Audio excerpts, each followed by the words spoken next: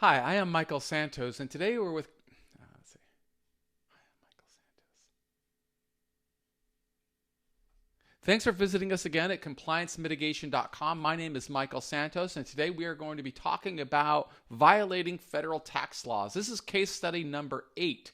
And if you are not a member of our premium group, we encourage you to at least try our free trial so that you can participate in getting the quiz and the certificate to document what you are learning. Each one of these case studies will demonstrate that you are learning something about corporate compliance. It should go into every human resource file within your company. For every individual that completes a course, this will demonstrate an organization's commitment to compliance and good governance. And God forbid, if a government investigation ever begins, it will preclude you, or at least position you, to argue for leniency or potentially a deferred prosecution agreement. You can learn about all of that in our course, Compliance 101, which you can take for free. But let's go ahead and read through a little bit more about tax laws. So in this case, we're going to learn some specific words about conservation easements, bill of particulars, internal revenue service, real estate syndications. Those are the tags that we are featuring here. We're going to teach how a real estate syndicator and a tax preparer violated federal tax laws by abusing loopholes and deductions. We offer this information with hopes of bringing some real-life examples of what happens when people do not have a good compliance training system in place. They get involved in situations that can expose them to potential government investigations and white-collar crimes. So here's the situation. Well-respected accountants see the potential to generate considerable fees by advising clients in a new area of the law. They initially provide advice. Slowly, many choose to build upon their expertise. They syndicate real estate transactions. They designed or intended those transactions to take advantage of legal loopholes. Those loopholes present risks. In this case, authorities accuse the accountants of wrongdoing. In the eyes of authorities, the accountants manipulated the law. As a result, those accountants faced a government investigation and criminal charges for white-collar crime. So what's the purpose here? This case study teaches how a real estate syndicator and a team of tax preparers violated federal tax laws, and according to authorities, they abused loopholes and deductions. It's important for everybody to be aware of these kinds of challenges, because when a government investigation comes, it can bring everybody into the web, and we want to avoid that. So we've got some learning objectives here that we're hoping that you're going to learn, such as understanding that the government's past failure to prosecute an abusive scheme does not necessarily mean it will not do so in the future. We want to describe the seriousness with which investigators pursue corrupt practices. We want to explain how knowledgeable and experienced professionals with stellar reputations can fall prey to a government investigation for inappropriate actions. And we want to identify the fact that following the letter of the law while abusing its spirit can lead to investigations and charges of fraud. And the intended audience here is really people who work in tax preparation or tax-oriented syndication investments. But really, it's all tax-paying individuals or anybody who's working in a business that wants to avoid getting wrapped up into a government investigation. So let's talk about the state of the industry. Governments regularly encourage and discourage certain types of individual and corporate behavior via the tax laws. Such laws remain subject to change depending upon the agenda of the executive and legislative administrations in charge at any given point in time. Enforcement of rules and regulations under these new or changed laws is not always clear nor immediate.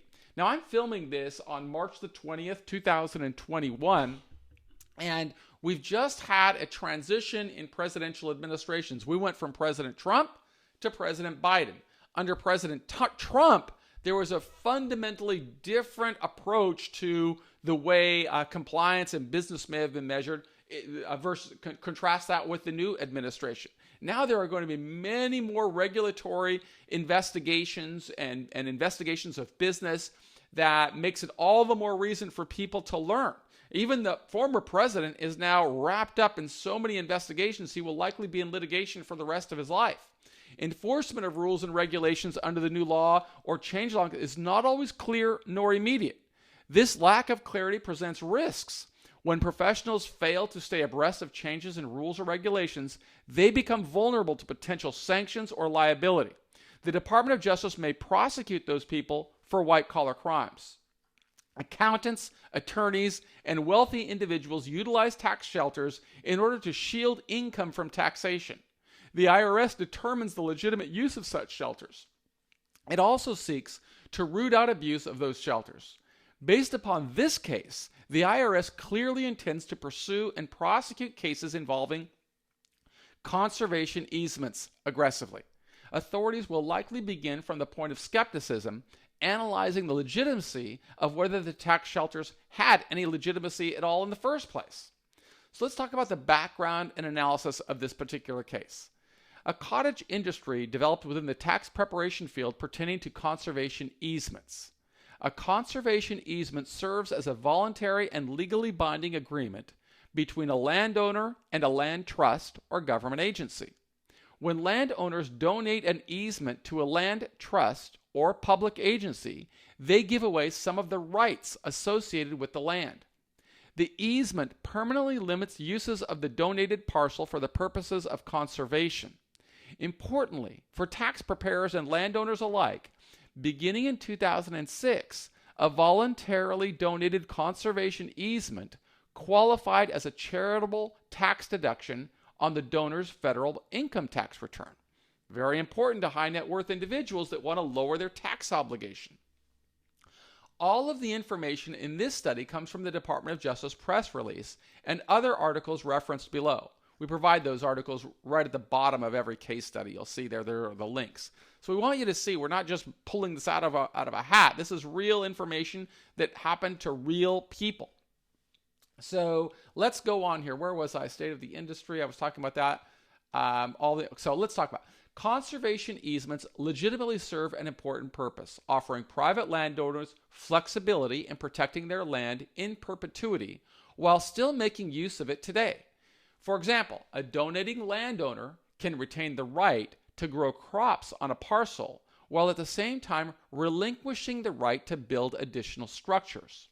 The land trust is responsible for making sure that a landowner adheres to the conservation terms of the easement. A landowner who has donated a conservation easement can sell the land or pass it on to heirs with future owners of the property bound by the terms of the easement. The percentage of deductibility increased dramatically in 2015. Raising the deduction a donor can take for donating a conservation easement to 50% from 30% of his or her original income. Interesting. So by raising the deduction, that means if you're making $100,000 or $500,000 a year and you donate a piece of land with this easement, you get a 50% deduction from income. Extending the carry forward period for a donor to take a tax deduction for a conservation agreement to 15 years from 5 years, and allowing qualifying farmers and ranchers to deduct up to 100% of their income, as an increase from previously was 50%. Now, these are really sophisticated matters that a professional tax accountant and tax attorney may need to review. If they don't review and government later becomes more aggressive in investigating these types of tax shelters, problems can ensue, as we learn about in this case study.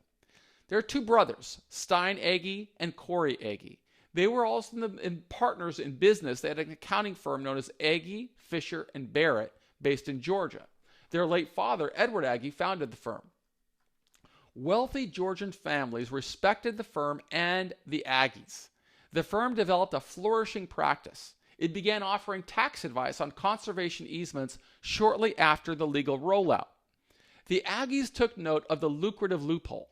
They created real estate investments that had minimal intrinsic value, relying primarily upon the tax shielding benefits to attract investors. So they created real estate investments specifically to exploit this tax loophole that they could then syndicate or use with other investors.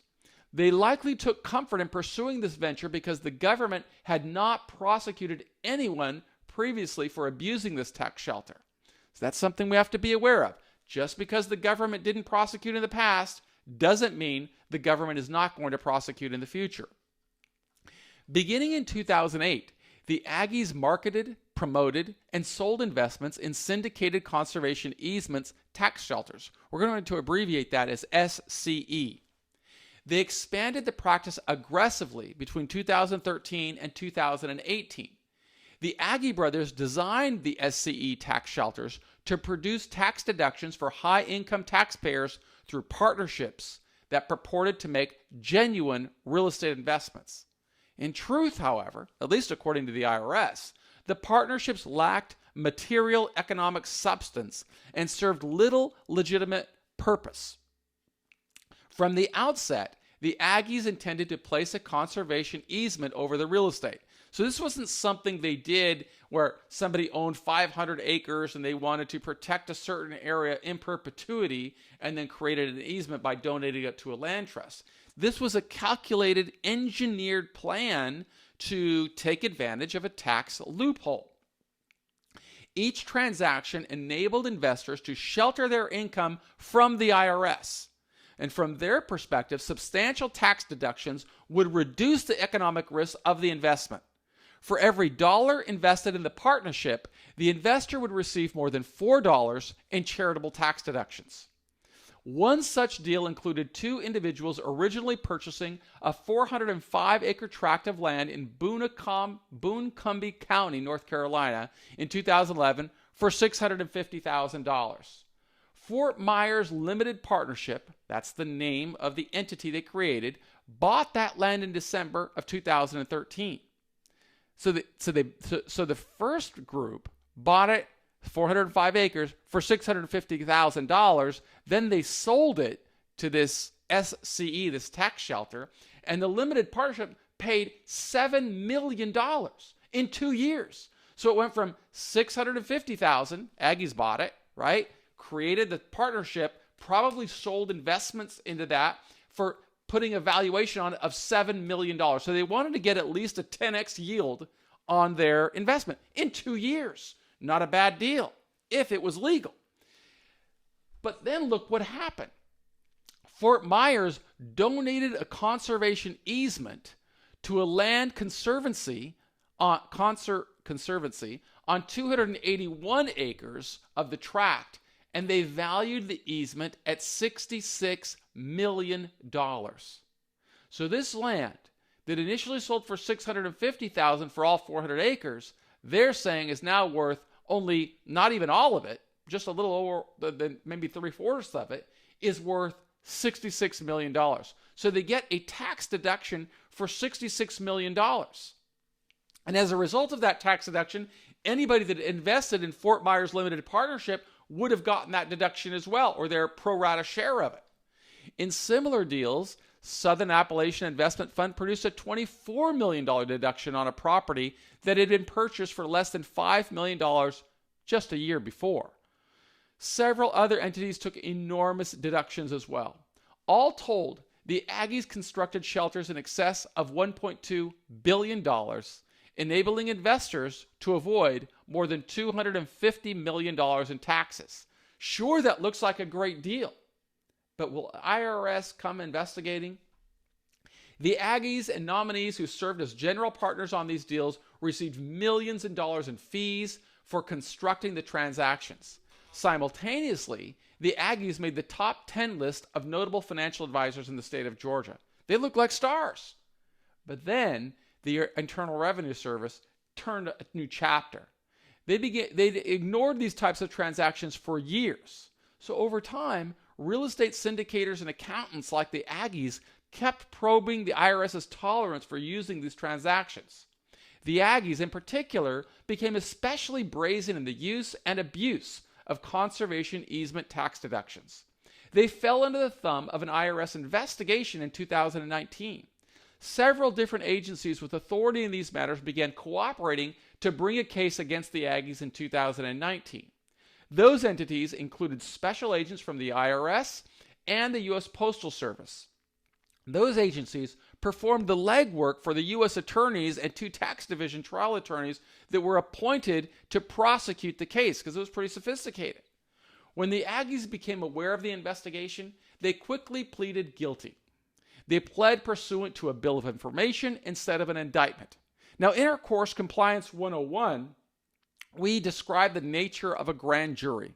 The grand jury requires substantial government resources. And when defendants agree to plead guilty to a bill of information or a criminal complaint instead of an indictment, they save government resources. Sometimes prosecutors reward defendants for that judicial economy with recommendations for leniency at sentencing. For more information on the process of white-collar crime, we really recommend that you go through some of our more comprehensive courses like Compliance 101 or Deferred Prosecution Agreements. The charges exposed the Agees to decades in prison, given the large dollar values of the transactions they constructed. The plea agreements capped their sentences out at 5 years each, far less than they would have received if found guilty by a jury. Investors that participated in the scheme may also face criminal charges. If the government believes those investors participated in the scheme, or if the government believes their negligence rose to the level of criminal liability, the investors could go to prison too. Now, in announcing the plea agreement deal, IRS Commissioner Charles Rettig telegraphed the fact of more to come against real estate syndicators. And this is his statement. 2 defendants pleaded guilty today in the first ever criminal case by IRS Criminal Investigation Unit involving conservation easements. The first ever. It should be considered the next step in the IRS's battle against abusive SCEs. The defendants and their co-conspirators used conservation easement donations to personally enrich themselves and allow wealthy tax clients to evade their tax obligation. The charges and guilty pleas demonstrate that participation in abusive SCEs will not be tolerated. Once again, the IRS recommends that anyone who participated in an abusive SCE consult independent counsel about coming into compliance. So here's our recommendation. We believe that business owners and investors can protect themselves by learning more about government intentions. All business professionals will protect their assets and their liberty by learning about white-collar crime. In this particular case, we learned that if it sounds too good to be true, we should be skeptical. We should consider the optics. When an IRS agent sees that an investor purchased a plot of land for less than $700,000, and 2 years later apportions a valuation of nearly 100x, the government will likely begin to investigate. Business professionals invest in themselves and in their teams when they invest in compliance training. That compliance training should be specific to the industry. For example, all accounting firms would do well to learn about case studies like the one featuring the Agee family.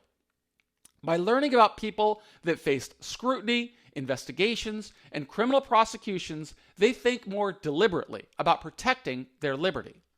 As people that have gone through government investigations and served time in federal prison alongside thousands of other people, we know the value of compliance training. People don't know what they don't know. Compliance training can help. And we offer this information to really lower the number of people that are vulnerable to government investigations, but also to help people who have been charged with white-collar crimes understand, look at this not from your perspective, but from the perspective of the government investigators and the prosecutors that are going to come raining down upon an individual. The more an individual learns, the more an individual can begin crafting and architecting a strategy to mitigate past bad decisions and start pursuing better decisions in the future. In this case, for example, the Agees pleaded guilty to a criminal information. You can be sure that it's very likely they cooperated with the government as well and likely provided a roadmap and helped investigators pinpoint other people that were involved investing in them. And that's the way they lowered their sentence. The more we learn about these strategies, the more we can protect ourselves. My name is Michael Santos. I'm with Compliance Mitigation. We believe in you and in compliance training. We did the time, so you won't have to.